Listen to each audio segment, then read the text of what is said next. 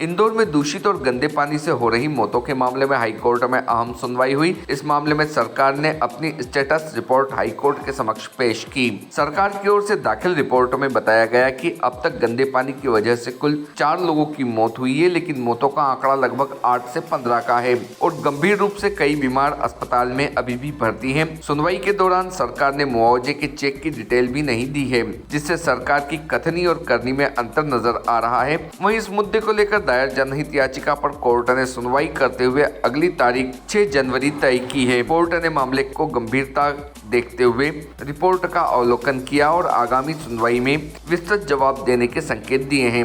Report team Bharti news.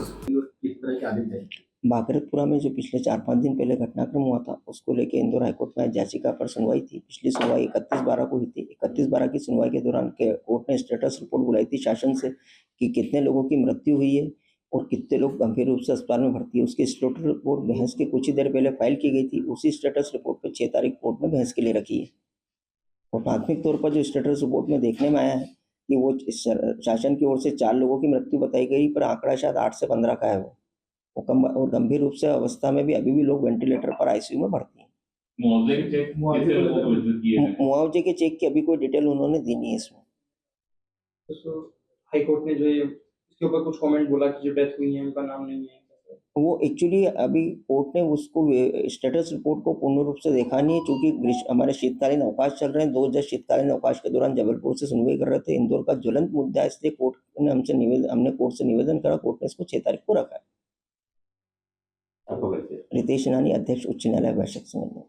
ये पूर्व पार्षद श्री महेश गर्ग और प्रमोद द्विवेदी जी के द्वारा दायर याचिका की तरफ से मैंने पैरवी की थी। आज इसमें एक दिन पहले जब सुनवाई हुई थी तो उस समय अंतरिम आदेश पारित करते हुए कोर्ट ने सरकार और निगम को आदेशित किया था कि वहाँ के रहवासियों को क्लीन वाटर का सप्लाई किया जाए। दूसरा, कोर्ट ने यह ऑर्डर किया था कि जितने भी पीड़ित लोग हैं उनका निःशुल्क इलाज किया जाए और स्टेटस रिपोर्ट कॉल की थी। आज निगम ने बहस के दौरान एक स्टेटस रिपोर्ट पेश की है। उस स्टेटस रिपोर्ट में कुछ विशेष उन्होंने तथ्य रखे नहीं है, क्योंकि वो बहस के दौरान ही उनके द्वारा पेश की गई थी, इसलिए उसका अवलोकन हम नहीं कर पाए हैं। 6 तारीख को इसकी आगामी सुनवाई है, जिसमें हम जो बाकी की मांगे हैं उस पर आर्ग्यूमेंट करेंगे कि जो दोषी अधिकारी है उनके खिलाफ अभी तक किसी भी प्रकार का कोई मुकदमा दर्ज नहीं हुआ है, तो दोषी अधिकारियों पर मुकदमा दर्ज किया जाए, उनकी गिरफ्तारी की जाए। और साथ ही मुआवजा जो है, मुआवजा भी अभी सरकार की तरफ से ये बताया जा रहा है कि 7 लोगों को उन्होंने 2-2 लाख के चेक बांटे हैं, तो इस हिसाब से 7 और 9 का लगभग कुछ मौतों का आंकड़ा उनके द्वारा डिस्क्लोज किया जा रहा है, जो जिससे भी हम संतुष्ट नहीं है, क्योंकि जो मीडिया की और बाकी रिपोर्ट से खबरें आ रही है तो 15 से अधिक मौतों का आंकड़ा बताया जा रहा है और कई लोग भर्ती बताए जा रहे हैं, जबकि सरकार का कहना है कि 30-35 लोग ही उसमें बीमार हैं। तो आगामी सुनवाई में हम कोर्ट के समक्ष सबसे पहला निवेदन ये करें कि इसमें मुआवजा बढ़ाया जाए और साथ ही जो दोषी अधिकारी उनके ऊपर आपराधिक मुकदमा दर्ज किया जाए। कितनी याचिकाएं लगी थी कोर्ट में और 2 याचिकाओं की तारीख कब हुई और तीसरी तारीख याचिका की तारीख कब हुई? 2 याचिकाओं की सुनवाई डे बिफोर यस्टरडे हुई थी। हमारे हाईकोर्ट बार एसोसिएशन के अध्यक्ष श्री रितेश नानी जी ने एक याचिका लगाई है। दूसरी याचिका में जिनमें मैं पैरवी कर रहा हूँ।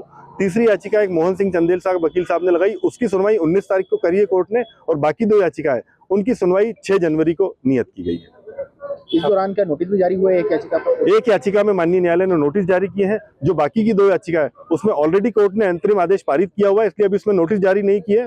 उसमें कुछ लोगों ने अंतरिम एप्लीकेशन दायर की है, वो कुछ अपनी मांग रखना चाहते हैं, इसलिए कोर्ट ने उसके जवाब के लिए सरकार और प्रशासन को आदेशित किया है और 6 तारीख को उसकी सुनवाई के लिए रखा। जो 19 तारीख को जो नोटिस जारी हुआ है, किन लोगों को जारी हुआ है? वो 19 तारीख को निगम प्रशासन को और कलेक्टर को नोटिस जारी हुआ है। आपका नाम? मनीष यादव, अधिवक्ता। Subscribe now to most exciting channel ever.